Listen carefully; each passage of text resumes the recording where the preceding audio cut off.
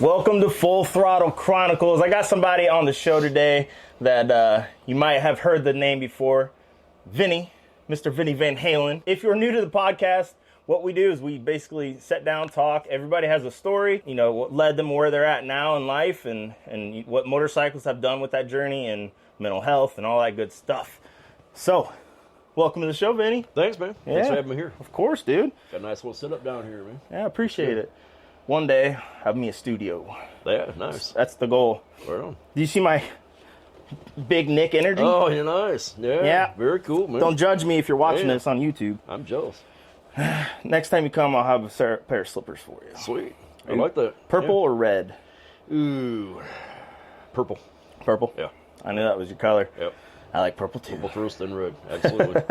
Yep. So, Vinny, Yo. tell us about you, man. Now, tell us your background. Where'd you come from? Where'd you grow up? All that. So I grew up here in town, man. So, I always lived here. We got a couple brothers that are younger, twins. Got a 23-year-old son. Yeah. Custody of him since he was 3. Cool. I'll be getting married in May. Oh, man. Yeah. It's exciting. Yep. Throwing the old shackle on. Right. Now, if you're with the right one, it's not a shackle. Right. It's a good thing. Yeah, it is. It's That's a good cool. thing. Cool. So yeah, man, hanging in there, man. Doing what I can each day. Yeah. Be better than the day before. Sure. That's what it's about. Right. Win the hour, you know. I'm sure you heard that before. Oh yeah, a couple times. So I gotta throw up the picture of you when you were younger. Yeah. So the reason we call him Vinny Van Halen is for the fact of, and I'll put it right here in the middle of us. That was him. What year was that? 1991. 91. Yeah. He's not bald now. He just difference. shaves it on purpose. Right. Yeah. Yeah, I look a lot better this way. Trust me. Yeah. So that was the deal back then, man. Yeah. He's a rocker. Oh yeah. I dig it. And then some. Yeah. And then some. show the YouTubers your boots, man. You're talking about them snakeskin boots at the dealership the other day. Got some pythons there. Some style right there. Right. So I actually met Vinny when I was at the dealership. How long have you been there now? Just over 6 months. 6 months? Okay. Because I worked with you for a couple months. Yeah, a few. At least 2 or 3 months. Yeah. Yep. Good times. Yep. Came on board. You got a Street Glide ST. I do. Yeah, 23. Yeah. Yep. I know you had some goodies done to it too. Yeah, I did a stage 2. Changed out the bars, of course. Changed out the lighting a little bit. So nothing too extravagant, not yet. Got some big plans for this year, so. Hell yeah! What do you got planned?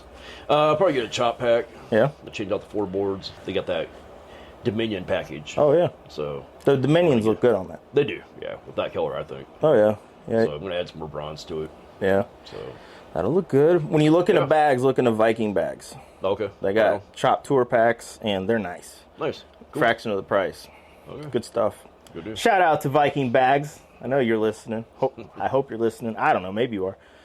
But, yes, first time over at the house. Yeah, man.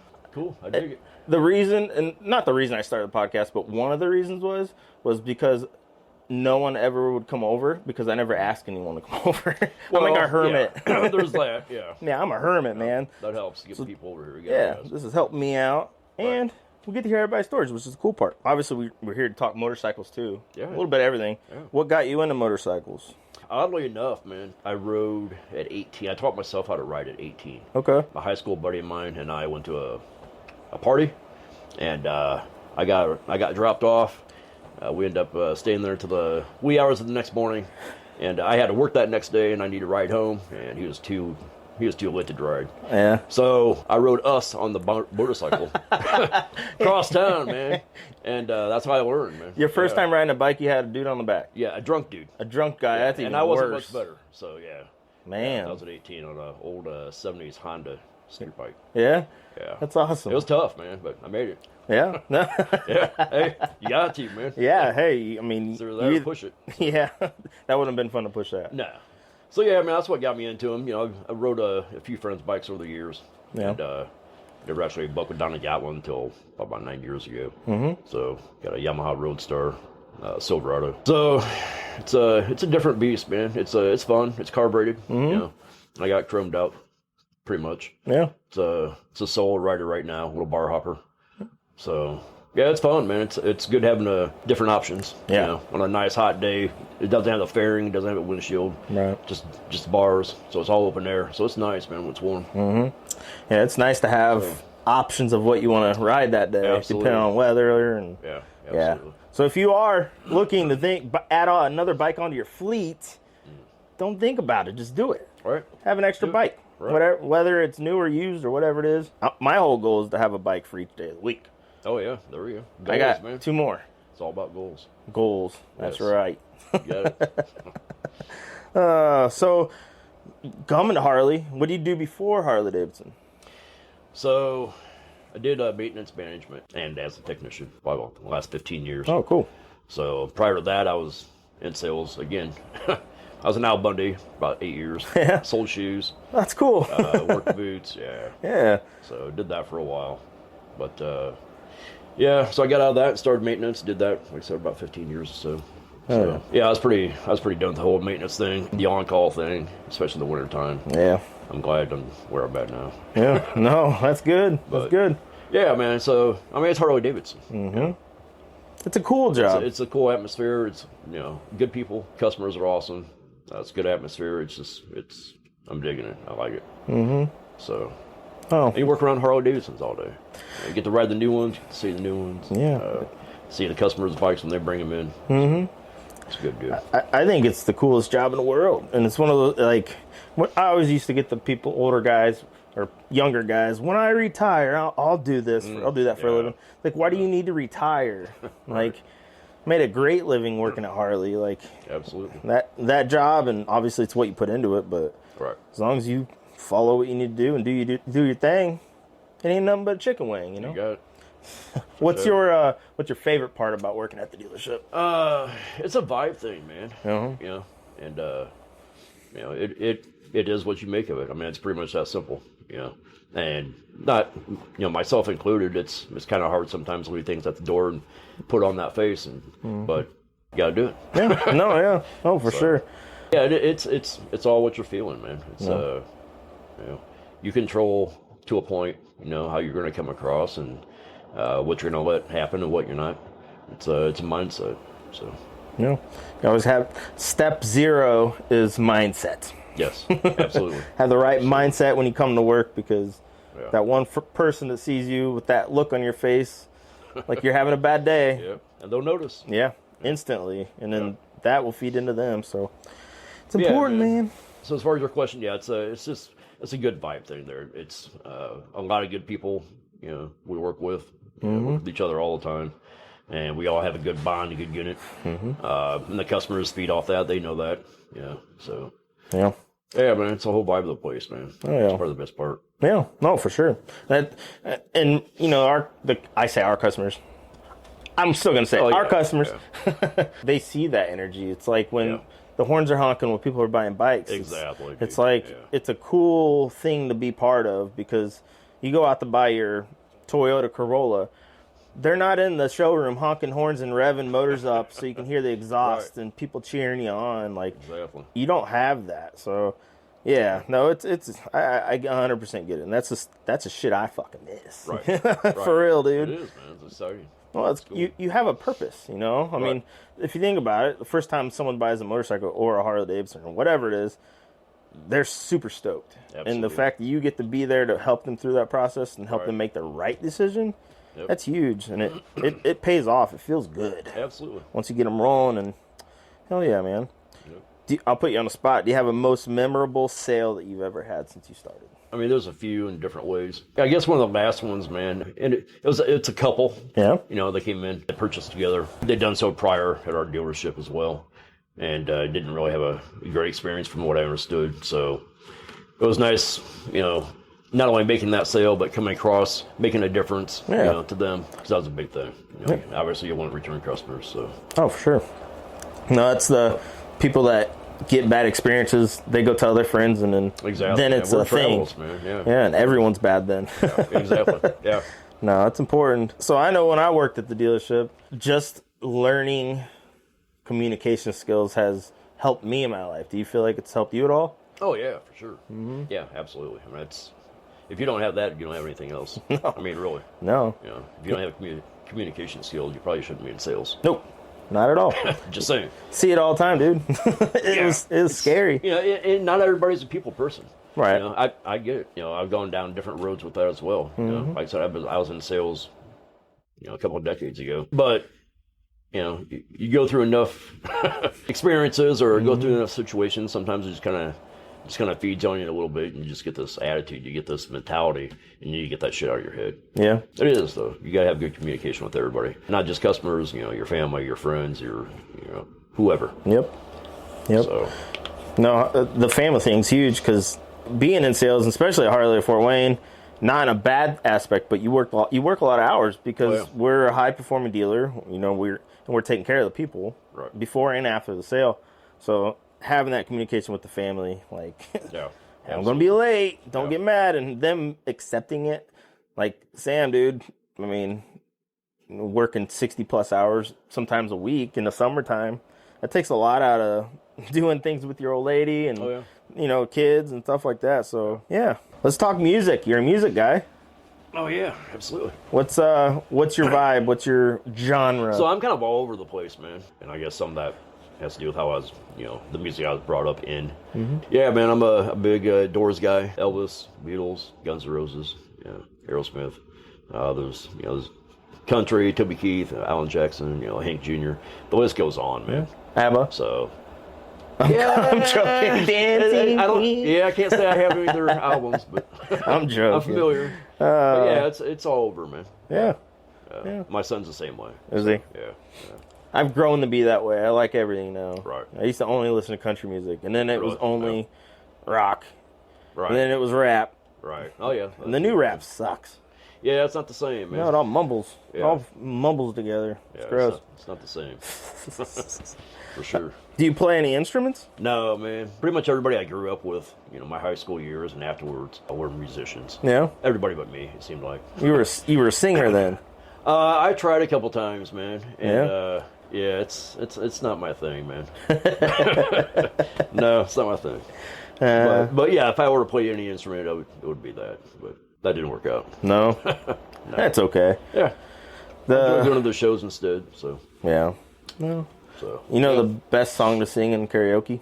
Which one? Tequila. Oh, yes. Then you only have one word. And you can do it in different, like... And the crowd joins in. Helps out a little bit. Yeah, little backup singers. Right. Oh, man.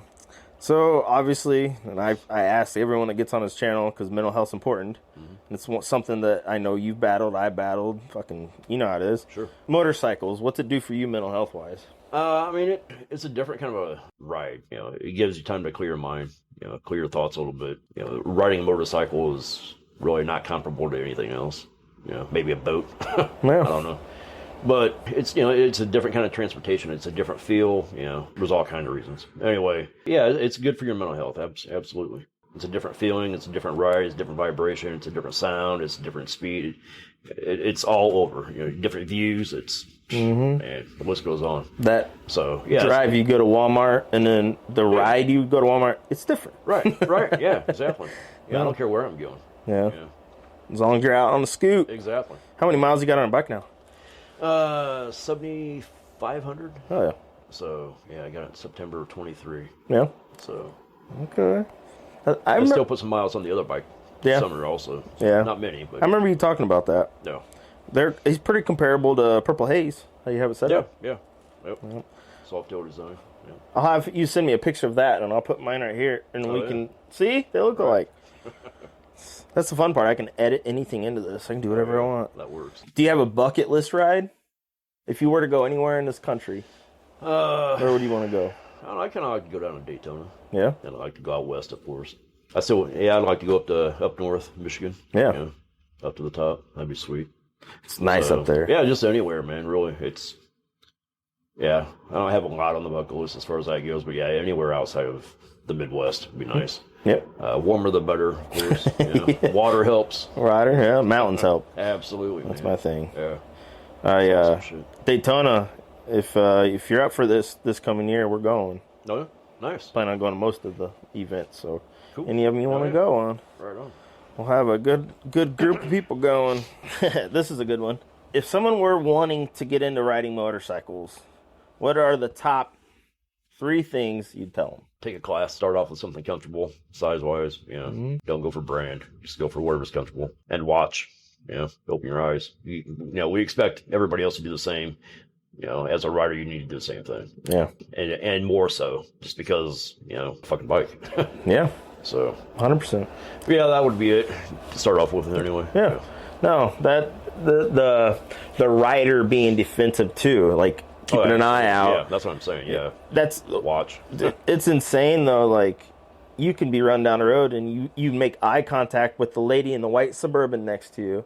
Look right at each other at that stoplight. You take off and then I guess she forgets and pulls right out. So man, right ahead of you. That's exactly how it is, too. Always leave room. Yeah. Dude, I see so many people pull up at a stoplight, or if I'm riding or driving my car, whatever, and they're on the ass of the car in front of them. Yeah. And they're getting pissed off because those people aren't going. It's like, right. Slow down. I get it, man. Yep. Slow down and chill. Right. That's for all you listening. If you don't ride smart. Don't be an idiot. And if you do wheelies, only do it in parking lots. Mexico. Okay. Oh, yeah, that too. Okay. Or the insurance parking lot behind the dealership. Ah, that's my favorite spot. That's where I wrecked. Is it really? Yeah. Oh, wow. Yeah. Yep. Nobody was how's that there. feeling now? Pretty good to go? I can. It's still sore. It's really tight, but yeah, I'm good. I can hold all the weight on it. Nice. Yeah. Now I'm just a pussy doing wheelies. I get that moment. I get it up to about 12, and it goes right back down. Right. I don't coast anything right now. It's all right. Nope. If you, I guess we'll stick on with this. Being into sales and learning what you have learned at the dealership. What would you recommend to another person if they're thinking about getting into any sales position? Watch, take notes, shut your mouth. Yeah. Follow along. Observe, ask questions. But know when to. But yeah, man, it's not for everybody. But it is, it's rewarding in its own way. Sure. So, but yeah, definitely just watch. So, I mean, I'm still learning. I still got a ways to go, obviously, but it's fun. It's fun getting to that point, get more experience in different areas, Mm-hmm. So, different scenarios. Being a sponge. You have to. I mean, even after 5.5 years, I still was taking notes, listening, like absorbing everything you can, because I've said it before on here, I think, but basically the way people buy changes all the time. The way the market works changes. Bike stuff changes. And that's one of the cool things working through Harley. And if you were to buy a bike at a Harley dealership, is that there's required training every month on updates to, electronics on the bike, education on everything. So yeah, that's huge. Make sure you listen to all that stuff. We're going to do a rapid fire. First thing that comes to your mind, you say it. Oh, boy. All right. Favorite bike of all time? Old Panhead. Panhead? Yep. Leather or cut-offs? Leather. Cruiser or sport bike? Cruiser. Best snack for a road trip? Butterfinger. Dream ride destination? Daytona. Loud pipes or quiet pipes? Come on, man. Loud, of course. What's the worst road condition to ride on? Probably snow, man. Probably, ice. Chain drive, belt drive, or shaft driven? I'm good with shaft, man, but chain's good too. No. Depends what you're doing. Bud Light or Budweiser? Bud Light. That was quick. Right there. Oh, that's funny. Never done one of them before. Yeah. On a motorcycle, I know you have stuff done to your other bike. What is your must-have, go-to, first thing you do when you get a motorcycle, add on or change or upgrade or whatever? First thing? Yeah, it's the first thing you do. Probably bars, then exhaust. What kind of bars? It depends on the bike, man. Yeah. But I have 12s on both of mine, so that's it's what works for me. Sure. I could probably go 14, but I like 12. Yeah. Then you got me with 16-inch on my Heritage, and I'm built like a nice T-Rex. Stuff, man. Yeah, I like it. If you guys don't know me, I'm like 6'4", but I have like a foot-inch long arms. Like a foot-inch. Foot long. Out of the 24 models, what's your favorite model? I would like to have a limited, honestly. Yeah? Yeah. Probably not with the King Pack, though. I don't know, man. The typical street glides and road glides are pretty badass for being stock. So They improved them a shit ton. Yeah. It's a lot of options. options on those 24s. I mean, you could do one of those, do a long haul package, but instead of a king, do a chop. Yeah, exactly. That'd be cool. What's your favorite color? On the 24s? Yeah. I like that white. The white onyx pearl? Yeah, that's pretty sweet. And I kind of, the red's kind of growing on me too. So, I can't remember the name of the color. Red Rock? Red Rock, yep. Yeah. I came from the sport bike world. Yeah. And you get all the sport bike guys that are like, look at old man bikes, blah, blah, blah, man. And then, but the thing is, when they go ride their buddies that got a street glide, he goes and ride it. You know how many times we've seen those at the dealership? Oh, yeah. Quite a bit.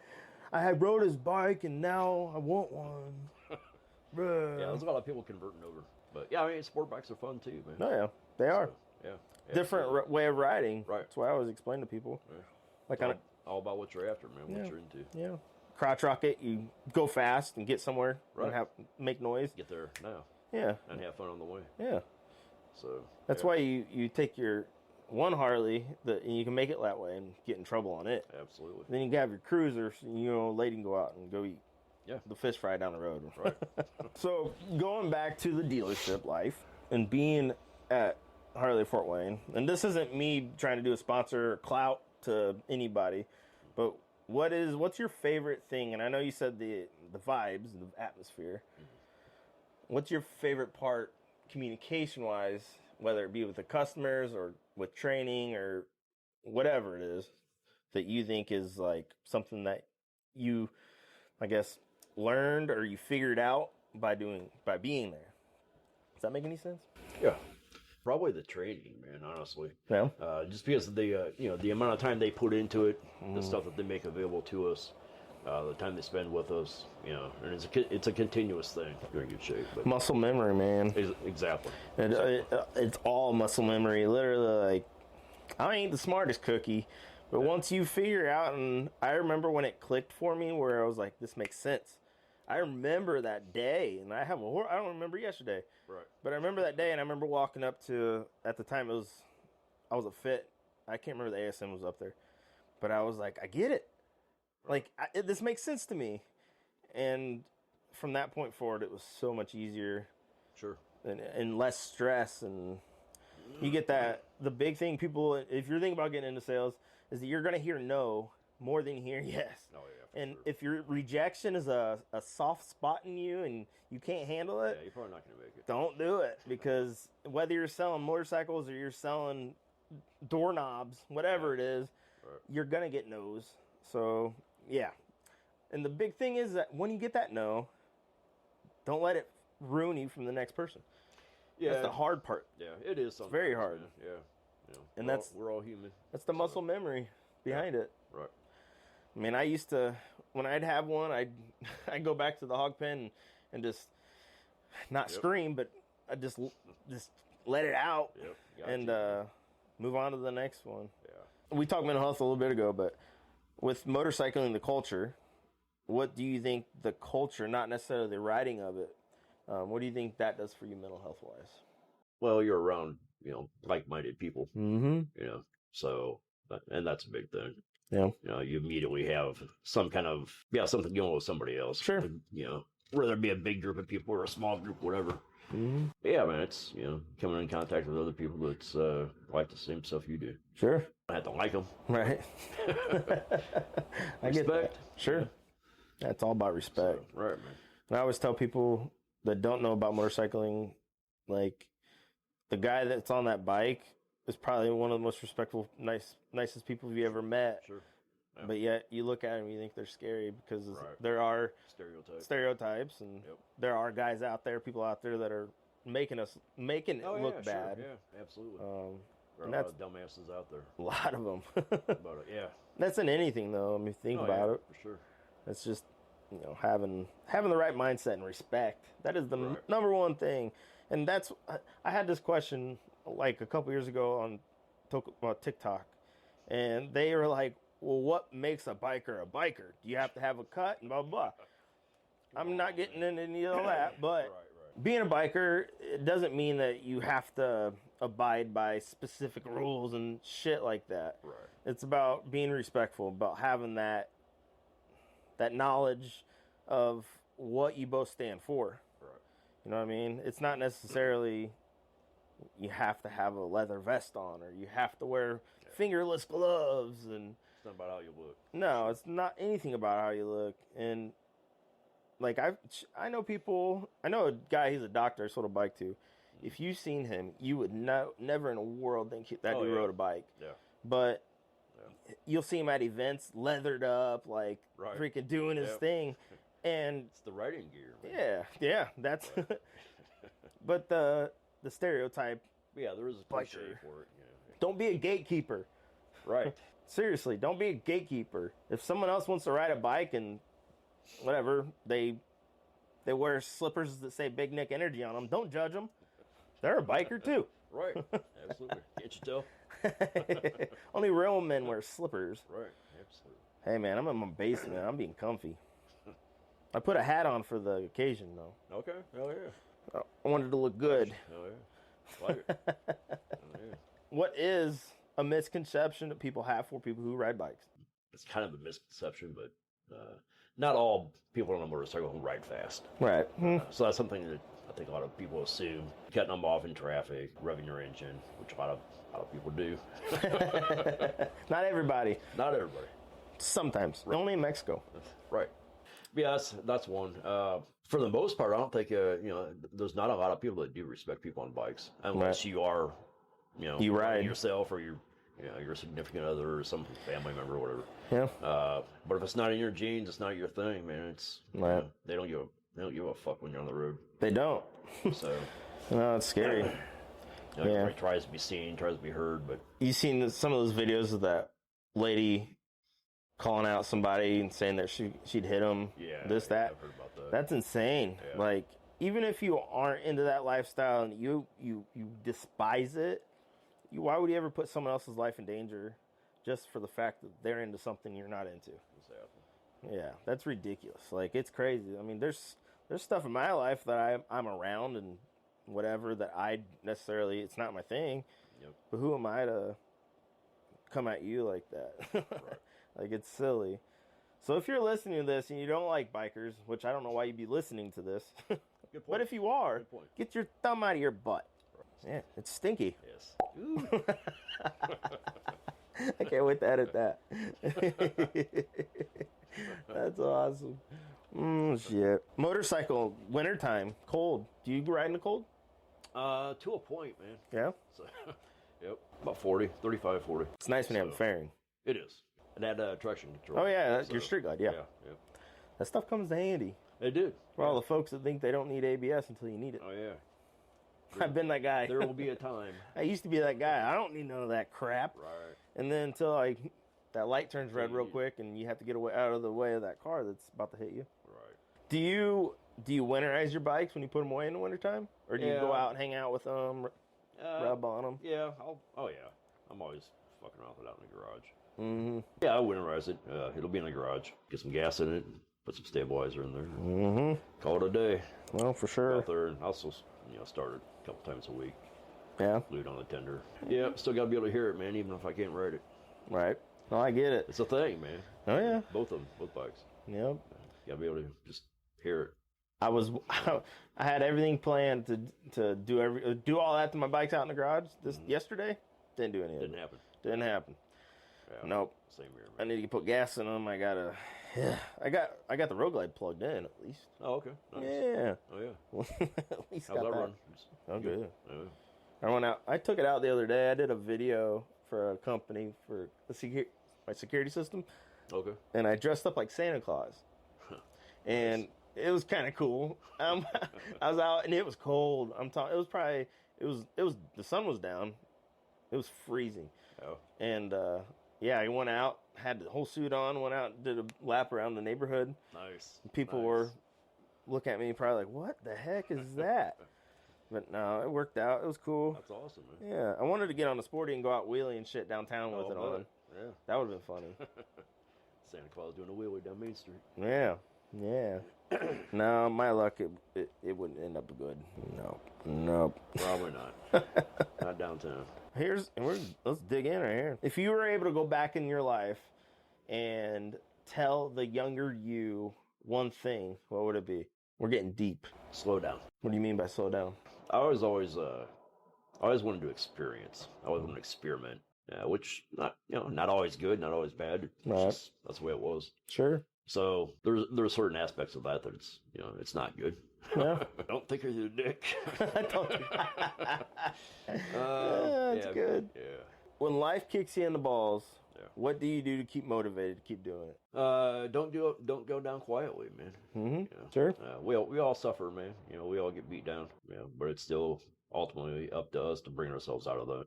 Sure. So yeah, it's a mental thing, man. Yeah. You control everything in your mind. Yeah. But the mind can do some fucked up shit. Oh, for real. Yeah. It has. Yeah. Been there. Yeah. It's one of those things.